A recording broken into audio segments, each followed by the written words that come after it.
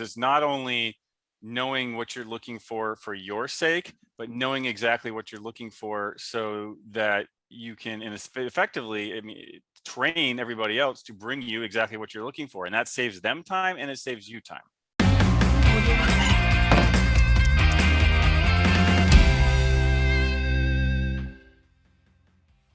Hello, everybody. It's Jake Stenziano, host of the Jake and Gino podcast. Here with my co-host, multifamily mentor, the coach, chef, father, 6 bestselling author, the G Daddy, Gino Barber. Gino, how's it going? Stenzi. Yes, sir. Great day. I'm on a podcast with you today. How can't get any better. How you doing?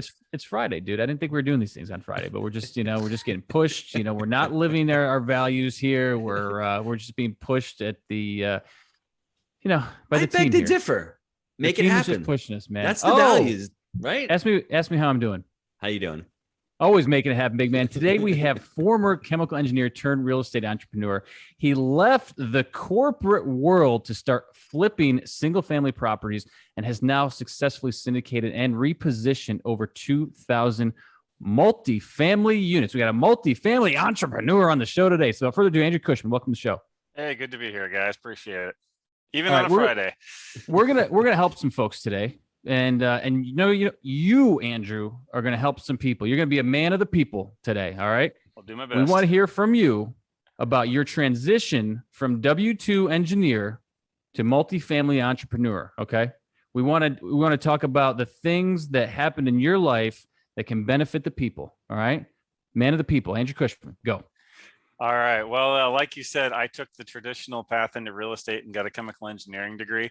The reason I did that is because I knew I wanted to do my own thing, but I had no clue what that was going to be. So I figured if I was an engineer, I could at least have a good job until I figured it out. So got my degree, went to work for a food company, a few years, eventually got married. My wife had the same idea, same mentality. It was Cargill, huge, they're like really they're like the largest privately held company in North America. They're like the behind the scenes. I think something like 75% of what we eat has an ingredient from them in it, right? So what did the guy say the other day, Gino? Like from all the food in the country, like it's 5 companies, right? Yeah, I believe it. I believe it. Yeah. So they were a great company to work for. I had no complaints, but again, it wasn't what I really wanted to do. And so my wife and I got together and we started like all kinds of random businesses. We looked into vending. She made shirts and sold them online. We took a weekend and destroyed our kitchen. Did you look into healthy vending? Did you look into healthy vending? We just looked into any kind of vending. I looked into healthy vending back in like 2008, by the way. Oh, did you? Just okay. And I'm just like, shit, man. Right there with you, bro. Right this there. This was 2006 and 2007 when we were looking at that. Yeah. And in each one of those things made a little bit of money, but we're like, okay, this is just gonna be another job and it's probably gonna be worse than the jobs we have. And then I was walking through the break room one day, saw a Wall Street Journal article about flipping houses. And I picked it up, took it home. I was like, hey, maybe we could do that, right? We're in Southern California. My wife read it and said, okay, great. So we went and we actually the guy in the article had learned it from a I don't want to say guru, but someone who was teaching it locally here in California. So we went and read everything she had. I didn't want to spend the money to pay for the course, but my wife convinced me to do it. So I said, okay, fine. I went and took the course. And then the gist of it was it involved calling people. This is again 2006, 7, 8, pre and during financial crisis, calling people in pre-foreclosure, trying to help them save their house. But if they couldn't save it, we were there to buy it, right? And I was a chemical engineer. My skill set was not having conversations on the phone. And, we're making cold calls saying, hey, you don't know me, but let's talk about your financial problems, right? So that's usually not the warmest intro. So it took me 4,576 of those calls to get my first deal.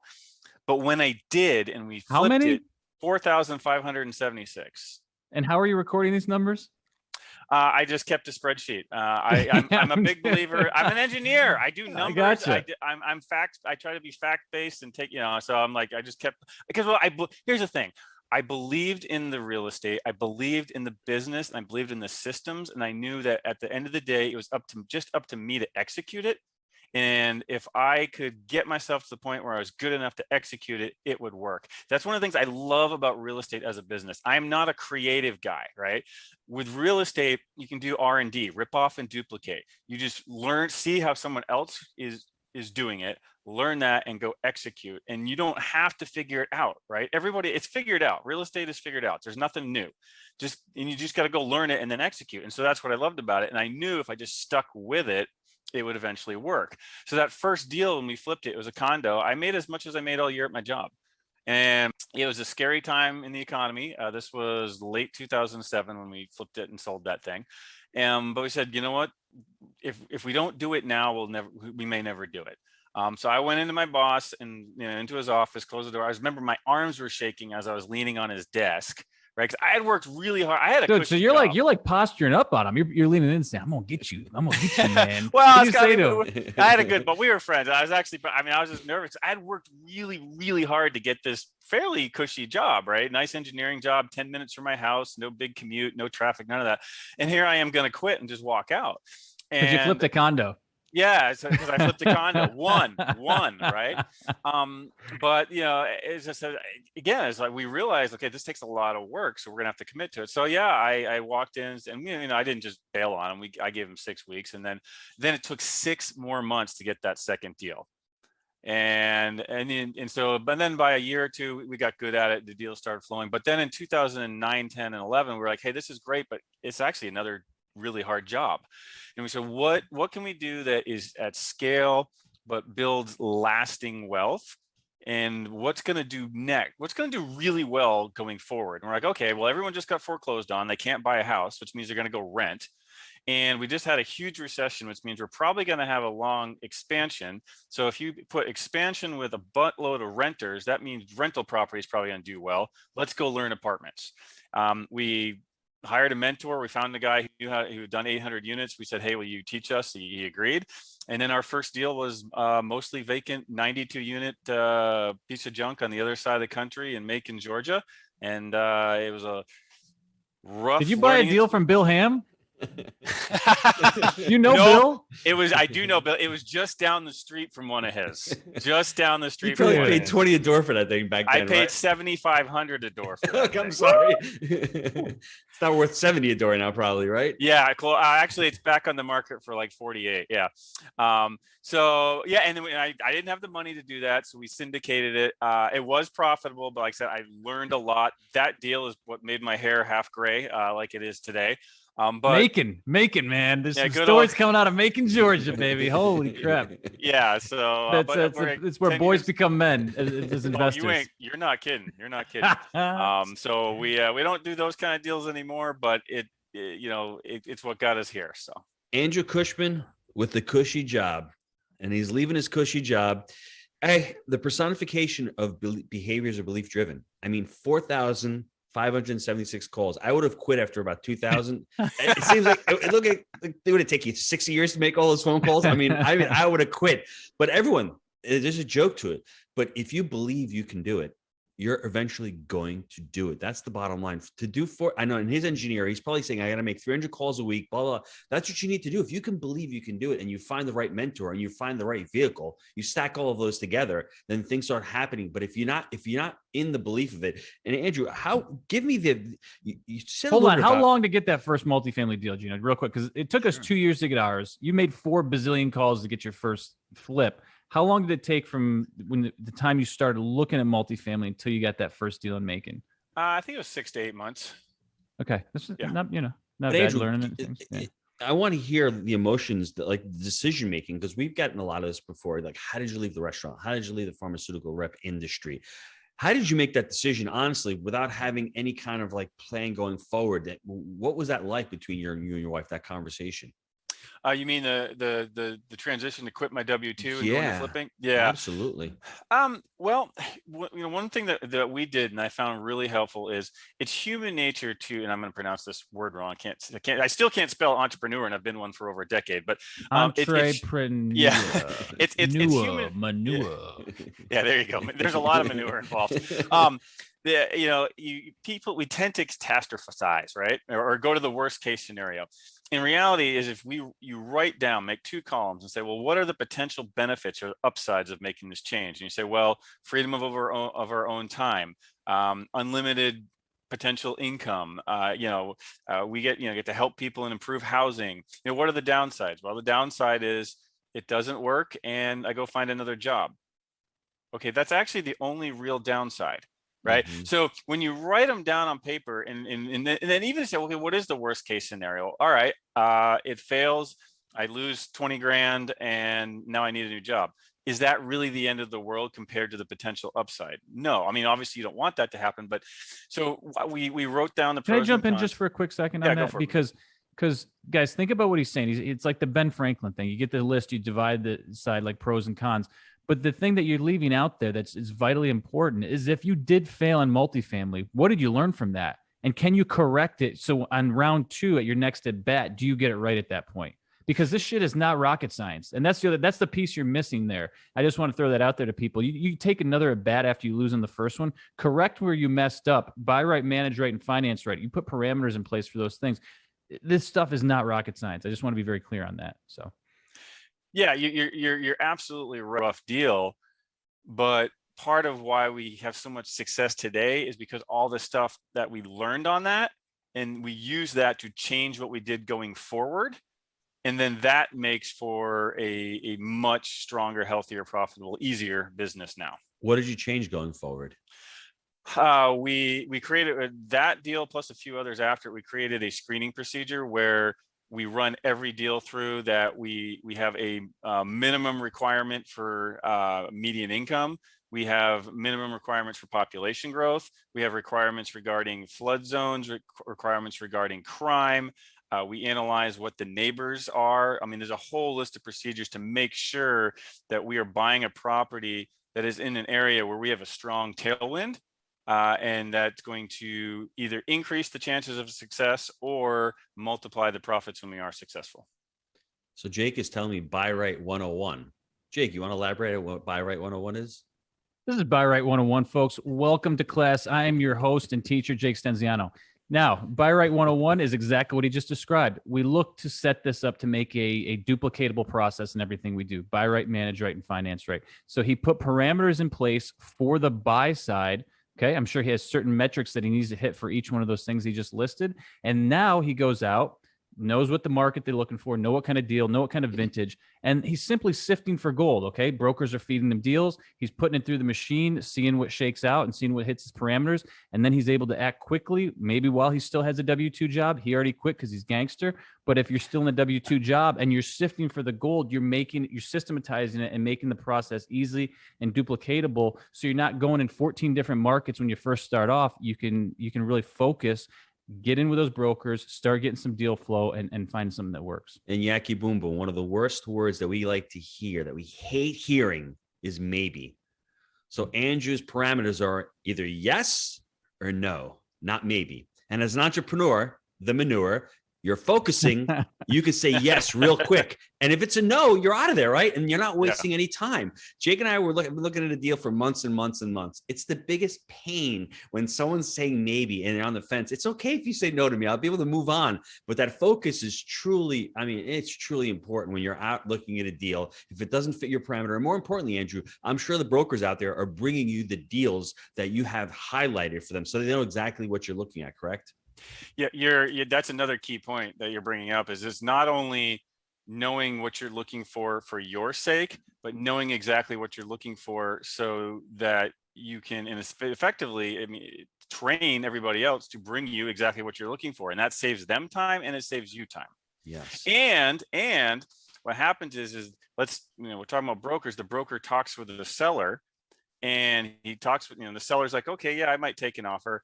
And, Gino, you've trained that broker. That broker knows exactly what you're looking for. And that broker goes, oh, you know what? This deal is perfect for Gino. I'm just going to call him right now. Right. Mm-hmm. And it worked. And you end up being the only person who ever saw that deal. You buy it, and not a single person even knew it was going on. Love that. Let's discuss about what's going on in this current market, because we're talking about limiting beliefs between Jake, Andrew, and Gino. Price points, where we're seeing things going, and how you've evolved your buy right criteria, because it's not stagnant, it's ever flowing. We're changing. We're trying to stay up with the times. Asset prices are increasing, inflation. What are you looking at right now in the market? Well, as far as, we still use our screening procedure, the median income and all of that, as far as picking markets and locations. That hasn't really changed, other than we've had to adjust the median income upward a little bit. But in terms of, you mentioned like price point, it's definitely been a psychological change over the last few years. We mentioned I started buying at 7,500 a unit, and now to see that selling for 40 something. We purchased one in March for 197 a unit. And which to me, I never imagined paying that kind of price for real estate. And so it's like, well, geez, how can you pay that much? Is it worth it? Are you worried about the prices going down? It's all a factor of adjusting parameters for not only where the market overall is going, right, but also the sub-market that you're in. So yeah, we paid 197 a unit for it, but that property is the best performing property that we've gotten. Mm-hmm. And the reason high being, demand. Because people want it. It's in a super high demand market. It's a super high demand product within that market. Let's see, we closed in March. And we're talking now in early August. So that's 5 months, right? In 5 months with a light renovation, I'm talking like 45 to 6,500 a unit. We've increased rents $412 a month per unit, right? On that property. And so the cash flow and valuation on that has already dramatically increased, even though we started at beyond expectations. Would you say? Oh, far beyond expectations. Yeah. We could probably sell it today, 5 months later, for more than we planned on exiting 5 years from now. And part of that is the market did shift even more aggressively than we thought, but that gets back to putting yourself in the right markets where stuff, quote unquote, unexpected shifts like that are more likely to happen to your benefit. Are you considering it? Hot potato? Get out. Someone take it. No, we're not, because we've got great cash flow, and we'd have a big, you guys talk about financing, right, a whole lot, right? And so when we went under contract on this, it was back in December. The world was a lot more uncertain back in December. We were still in the depths of COVID winter and all that kind of thing. So we said, all right, that should be a Marvel movie, by the way. Yeah, COVID winter. That'd actually make a great. That's a really good idea. So I could I hear you guys in the back of my head, finance it, right? That's the one of the three legs. And so what we did is with an uncertain future, we put 12-year fixed debt on it because we wanted to hold for 6 years, and then what that let us do is we can either, if rates go up, we're fixed for 12 years, no problem. If rates go down, we can keep holding, or that if rates go down, cap rates are probably also down, which means we can sell at a huge profit. Mm-hmm. Or if rates go up, we can sell on assumption, meaning somebody can take over our fixed low rate loan, and then they can get a supplemental and get levered back up to 75%, right? So is that what you came in at, 75? Yeah, we came in at 75, and then if it goes up, someone else can come in and readjust. And pretty new product, so your rental budget, capex budget was probably coming in was minimal, right? Yeah, it was pretty low. And it wasn't, and there was no deferred maintenance. It was all upgrades. The average year of construction on that was 2011. Mm-hmm. So what we did is we bought right, but then we structured the finance so that we felt like we'd have a good exit almost no matter what the market conditions were 6 years down the road. We all like to predict and say, okay, but no, I can't. There's no way. Through that long-term fixed rate financing, I don't care. I know everyone likes their Freddie floaters or whatever the hell they call them. It sounds like a turd in the toilet. Look, you want to I like long-term fixed rate financing. I don't care. Like, we have stuff that we were in at like 4, and now it's like, oh, you can get 3.5. I don't give a shit. It worked at the time at that point, and I got it fixed for 10 or 12, maybe 15 years now, and I'm very happy holding it. So. Hey, Jake, I thought this was a multifamily podcast. We got Turd the Toilet, COVID winter. We got ideas for movies here. We're just trying to keep it real, Broseph. All right. Andrew, I'm not going to talk about Turd the Toilets. I want to talk about your inflection points in your life, because you're going from 7,500 a door, and I'll give you an example. You're looking at the two IMA guys. I'm going to do this, and I'm going to do that, and I'm a chainsaw guy, and I'm a cut in the grass kind of guy. And discuss with me a couple of inflection points that you had on your journey in multifamily investing, from getting that first deal to maybe hiring a third-party property management, or bringing on partners, or hiring. What inflection points really helped you to get to where you are today? Yeah, that's really good, and I don't think anyone's ever asked me that question that way before. You got to come on the Jake and Gino show for these questions. Welcome to the bigs, dog. You guys asked the right stuff. So, Yeah. So there's a hand. If I think about it, I can think of at least three important inflection points that I'd say would be important to anyone getting started.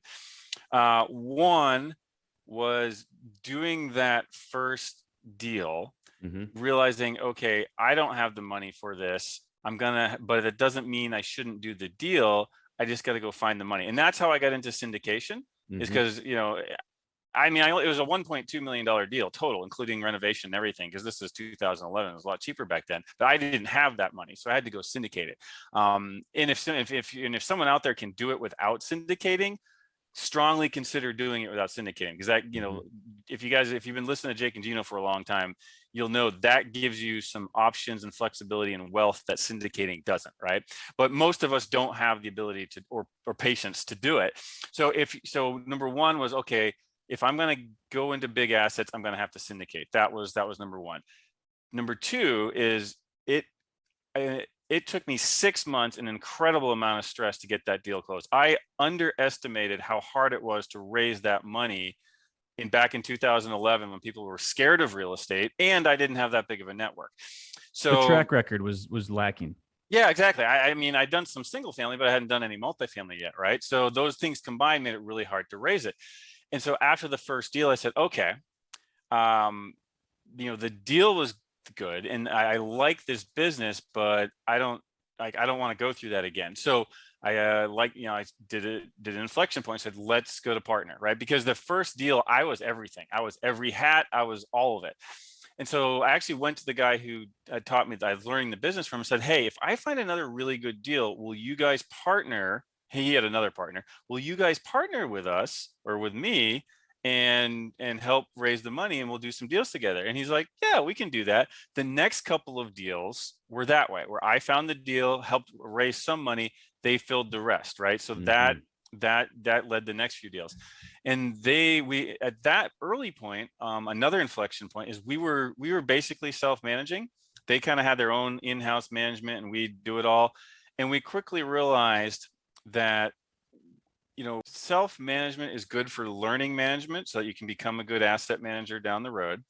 And yes, no one cares about your property like you do, but what we learned is caring does not equal competence, right? If your spouse needs an operation and she goes in to the OR, you're not going to walk in there, put your hand on the doc's shoulder and, hey, you know Scalpel. what? Yeah, I got this. I love her more than you do. Unless you want to kill her. Unless you kill her. Well, that's a different movie. So number 3, we got 3 ideas. Right. So caring does not equal competence. And in property management is not hard to do a mediocre job at, but it is hard to do really, really good job at. So what we did is we went through a really long, detailed process to find the right property management partner, a third-party company that we could work with like partners. They're not just, okay. Tell us about their footprint. So when we hired them, it was the two founders had come out of large corporate property management companies. They felt like they could do a better job than those big companies, and they had founded their own. At the time we hired them, they had about 3,000 units, and we felt like, hey, we can grow together. And so now they're at close to 30,000 units. They stick to the region that they're in, the same region that we are. And what I found is in addition to them being the right partners in terms of they care about us, they care about our people, they care about our properties. When you're partnering with a third-party management company that has 20 or 30,000 units, you leverage their relationships, right? They can get better pricing with vendors. In a market like today, where it's really hard to get vendors to come work, period, they can get a contractor for us because they carry a lot of weight, right? They've got, they manage. They're almost like a developer, a builder with that kind of scale. So they're feeding these people day in and day out. And this is the other thing, folks, if you're just getting into the business, there are contractors, vendors, whatever you want to say, that just work in the multifamily space. Yep. So sometimes you're getting in and you're like, sometimes having that relationship, to Andrew's point, they're going to know those people already. And they're going to basically, lessen that, slow down that learning curve, shorten it, whatever you want to say, to find the people that actually work in the space. Because what I pay to paint this place, my house, is not nearly the same that I'm paying to paint an apartment per square foot. It's just not. Okay. Nope, and these people understand right that. It's a different world. So that's huge, man. Yeah. So that was an inflection point of, getting out of the weeds of property management and going from property management to asset management. Property management is okay. At 3:00, I got to sign the lease for the lady in unit 3A, right? That's property management. Asset management is having a weekly call with your property manager and your property management company and setting the vision and the direction for the property, saying, hey, by the end of the year, we'd like to get rents up to here. Here's the renovation budget. Here's how we want to spend it. We're going to do this over the next 3 years. We have a refinance coming up in 8 months, and so we need to make sure that the financials reflect this. And that's asset management, the big picture stuff. And especially as an investor and as an entrepreneur, that is where the higher dollar value is building the business, kind of setting the vision for it, and then bringing in somebody who's really good at and likes that day to day. And candidly, every one of our property managers, they run those properties better than I would if I was there. For everyone listening, take note. That's a very important point that Andrew makes. Here's the property management company. Here's the asset management company. They're two different. They're at times confrontational. The property manager wants to put a $300 ceiling fan. The asset manager wants a $70 ceiling fan. He wants to get it done for the cheapest point. They have to meet in the middle. And they really have to have really great communication. When Jake and I were buying our properties in the beginning, we sort of blended the two together. We weren't thinking as asset managers. We were only thinking at it from the property management side. So I think the huge golden nugget from this one is segregate both. Even if you're doing both, put on different hats, because the asset manager will allow you to think like an entrepreneur because you're scaling a business. And that's very, very important. The great description too. I really enjoyed the description and the key takeaway there. And everyone needs to be doing this. Have that weekly meeting. Okay. We call it a level 10 meeting. It was something that we got out of, I think that was EOS when we were doing that one. And then break it down. You have your quarterly planning session where at the top, here's the things that we're getting pulled through this quarter, reverse engineer it. Here are the tasks. That's how it's going to go. And then don't overload the folks. Don't be the Jake and Gino, from 2012 when we took a machine gun and a flamethrower and Gino had like the bandana like Rambo is swinging and like stabbing people, right? You just got to take it easy, get very clear on 2 to 3, maybe 4 really good priorities, and then execute well on them. So you're not freaking your staff out. Well, see, it's funny you say that, because they always tell me that I plug in at nighttime and I do a machine. I have 6 kids. We homeschool, the whole thing. I'm a busy guy. I prioritize. When I get something on my desk, I get it done. I don't wait till tomorrow or the next day. And most people can't do that. I'm not on Facebook. I'm not on Instagram. I'm on work mode. I'm on obsession mode. Right, Jake? That's how it's going to be. Yeah. And most people are like, no, we're entrepreneurs. We're working 24/7. Just do it. Yeah. So who's our boy? Just do it and do it. Mr. Art Williams, my friend. Oh, got it. If you haven't listened, if you get anything out of this entire podcast, go watch Art Williams' speech from like the late 80s. It'll change your life. All right. Just do it. Don't make any excuses. I'm tired. Just do it. Andrew, last question. It's not about turds. Let me ask you about your mentality. Your whole, now that you've got these inflection points, you're looking back from the beginning. How have your goals as an investor, I guess, changed or evolved? Because Jake and I did a podcast yesterday about reading Stephen Covey 15 years ago, and we got nothing out of the book. It's like, what the hell is this guy even talking about? Now reading it a year ago, it's like, wow, I wish I had read this 15 years ago. This guy's like the Dalai Lama here, right? It's like, you read it today and it's like, wow, if you're looking back at it, you're going to talk to yourself as a young investor. What would you tell your young investor right now, knowing everything that you know right now?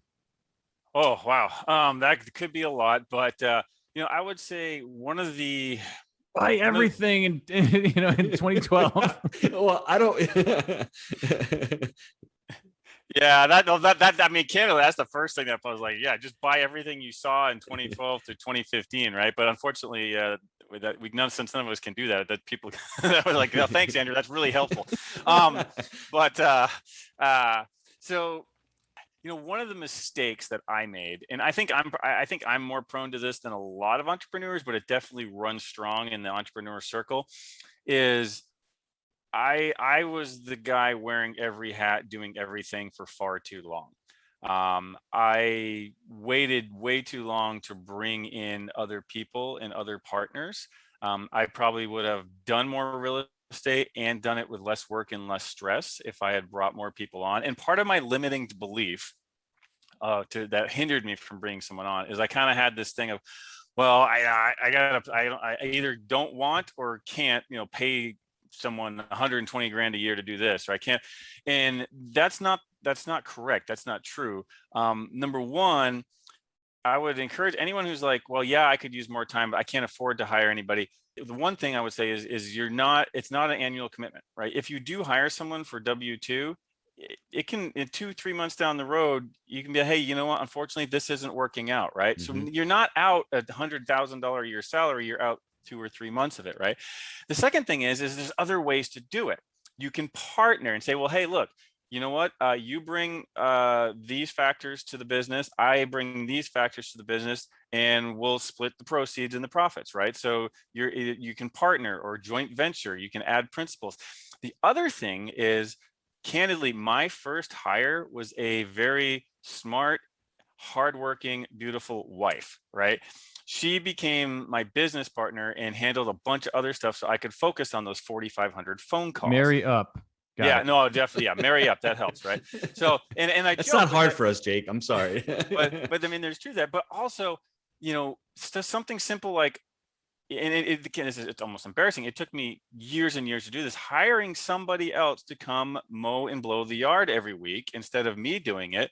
Well, okay, I can, if I look at the dollar value of, if I get another deal, whether a flip or an apartment complex, by taking that hour and spending it on the business instead of mowing the yard, that's hiring people out. That's bringing people onto the team. And so you can, I would encourage anyone, look at anything, even, whether it's business or personal, that you can outsource so that you can then spend that time on something either that earns you more money and grows your business, or it's perfectly fine to go use that time to relax and energize and do something that you love, so that when you do go work on your business, you're that much more energized and focused at it. So that is something, if I could go back to my earlier self, it would be like, it would be to help break through my limiting beliefs about bringing other people on. And now, we've brought a couple of people on that are there. I mean, their skills blow me away. And I'm like, I wish I'd found them years ago. And, once they learn an aspect of the business, they do half of it better than I do. So I was holding myself back for years. Well said. I'm a mentality. Multifamily is a team sport. Now let's take a quick time out to hear from our sponsor. Gino, I know a lot of our listeners are wanting to take their multifamily investing business to the next level. I know that you've been hard at work helping Jake and Gino students do just that using our framework. Can you explain to the listeners how they can get our help? Guys, we've been hard at work growing our community of like-minded investors, and the results of our members has been nothing short of incredible. We're looking to grow this amazing group. What we're looking for is those who want to follow our proprietary framework that we've created: buy right, manage right, and finance right. Leverage our connections, education, and mentorship as ways to take your business to the next level. So if you're interested in finding out more about how you can become a part of our amazing community, apply to work with us at jakeandgino.com/apply. All right, we're back. Southern California, surfing in the morning, snowboarding in the evening. What is your best habit for success? I ask everyone this and just want to hear, is there anything that you do that has really propelled you and you're like, man, should have been doing that my whole life, but glad I found it now? I'm gonna go rogue on you and give two answers. One is just that relentless persistence that we talked about, like I'm going to make, if I have to, make 5,000 phone calls to get this done, right? That is that habit of just committing to that. But as far as like a daily habit that I'd say anybody can do, I think I picked this up from Getting Things Done. I can't believe I'm blanking on the author. It's Alan, I believe is Alan. Getting Things Done, but. I do a weekly plan and review. So I have annual goals. Those are broken down to quarterly, and then those are broken down to monthly. And then on each Saturday night, I review what happened the past week and then plan out the next week. Like, what are my top 3 most important things to accomplish in this coming week? And then I schedule all of my tasks and calls and everything for the entire week in advance on Saturday, right? Now, granted, things come up, right? There's a problem with a contract or, whatever, you got to leave space for that. So I plan the week out. And then every night, the last thing I do before I turn off the computer is plan out the next detail. So I pull up my calendar, I pull up my task list, and then sit there and combine that. And when I wake up in the morning, the entire day is scheduled out from beginning to end. And that includes fun. Follow the yellow brick road. Yeah, and so it helps reduce decision fatigue. Oh, what should I do? Because what happens is you tend to end up going to whatever's yelling at you the loudest, which might not be the most important or most valuable thing. So yeah, every night, the last thing I do is sit down and say, okay, here's the 15 things in order, that I'm going to do tomorrow. And there is flexibility in it. Things don't always go to the minute, but I found that incredibly helpful. Stephen Covey's quadrant 2, setting up your day, right? It's amazing how you're proactive and you want to do things that are maybe they're urgent, but they're not important. However that looks like, you're doing things that you're planning your day. You know what you need to do. And I know Jake's going to jump in here and show you his card stock, because you guys are birds of the same feather. Nope, you jumped in on me. Not doing it, not showing it. I will say this though. In 2007, I started doing exactly that. Every Sunday morning, I spend anywhere from 1 to 3 hours planning out my next week. Yeah. Every day is detailed down to the hour. Same thing doing the review. And that changed my life. And I said earlier that this stuff is not rocket science. You take 100% responsibility for your life. You start planning out every hour of your week and you know where you're going. And then you follow that up with relentlessness. The only reason Gino and I have multifamily apartments is because we stuck in there for almost 2 years before we got our first deal. Same thing with you, burning up the phones, 4,000 calls to, whoever you were calling to get those deals. You do these things, okay? These are the building blocks for success, and you don't quit. I don't want to oversimplify this, because then there's the things that we talked about, the buy right and the manage right, finance right, the parameters that you put in place. Then once you get to that point, you have a couple deals, then it's people, systems, and culture, and a whole new world of interesting things opens up to you. But this is the evolution. These are the inflection points that happen. So you don't need to go nuts with this stuff. Hear what he's saying. Follow the blueprint that's been laid out for so many people, and then follow the yellow brick road. Know where you're going, be organized, and have 100% accountability for everything that comes into your life. Andrew, I can't get him off the card stock. I can't get him on the damn Google Calendar. It's amazing. He still uses that card stock all the time. It's like, dude, calendar. Nope. No calendar. I'm on the Google. Okay. It's there. I look at it. The Google. You see what I'm saying, Andrew? Just say Google. The Google is there, but you know what? Dude, Old Faithful, baby, hasn't let me down. And every time I'm on a call, let me see if I can make that meeting. All right. 10 minutes later, it's like, it's right here, guys. I know. Yes, I can do it, or no, I can't. I don't want to wait 45 minutes to find out. You go into the Google and get lost, and then you start fucking looking at some clickbait. All right. Hey, Jake, if it makes you feel any better, this is the first time I've ever revealed this, and this is first. Here's my daily list. See what it is? It's written on paper, right? Because and now everything is stored electronically, but there's just something about writing down that list. I can pick it up, grab it. I have it in the car with me. And it's, that's right. You know what? Right There's there, something baby. Really satisfactory about taking a pencil and crossing that off. Just gonna say that. Boom, yes. Done. I use 2 devices from the medieval times.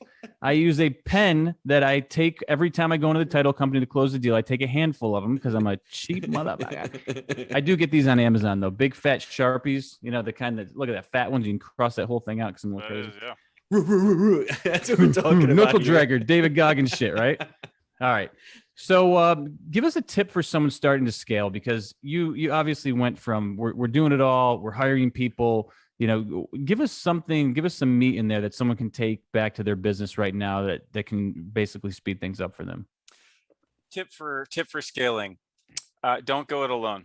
And I'd say that has a lot of manifestations, right? That means go get yourself educated. A lot of you guys have a great education program. So, as an example, it's really good. Yeah, no, it is. Really I've heard lots of good things about it. And you guys weren't around when I started, so I had to find another way. But nowadays, there's opportunities. Go get educated to figure out what your strengths and weaknesses are, and go get partners to don't spend time building your weaknesses. Go find somebody else who's really strong at that, and combine your strengths with their strengths. So educate, partner, learn from others' mistakes. And again, like we said this before, There's really not anything new in real estate. It's all been figured out. Go practice R&D, rip off and duplicate. Find someone who's where you want to be. Learn from them, whether you work for free, whether you pay them, it doesn't matter. And then Can I tell you where to find this person? Yeah, go for it. You're looking for the next Gino, the next Multifamily Jedi, October 23rd and 24th. We have the Multifamily Real Estate Conference of the Year, Multifamily Mastery 4 in Orlando. Yeah, that's our event. You'll find the next person there. Just saying. Shameless plug. No, and you know what? So I used even if after I had been in the business for a while, I would still occasionally go to meetings like what you just described, just to meet potential investors and potential partners and potential deal finders. This business, like it is not. If it's a lonely business, you're doing it wrong. Mm-hmm. You've got to network. You've got to meet people. It is very much a team sport, and the bigger your team in all senses of that word, the more successful you're likely to be. So you mentioned a book a minute ago. I'm taking it that you're a reader. Maybe you're an Audible guy. I don't know. Anything else that you've read in the last couple of years that would positively impact someone else's life?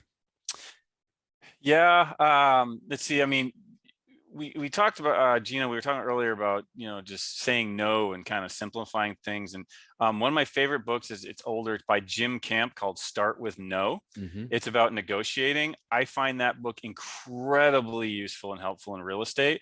And then Chris Voss's Never Split the Difference came out more recently. And he's a badass. Yeah, he's awesome. And he actually references Jim Camp. I thought you were going to say reference Gino, but anyway, sorry. not yet. no, Gino I think there was a footnote about you on page 78. But, so those two books are great for negotiating. Everyone's heard of How to Win Friends and Influence People. Those are books that I review almost every single year. There's another real fun one, kind of more for the general entrepreneur, called Mistakes Millionaires Make.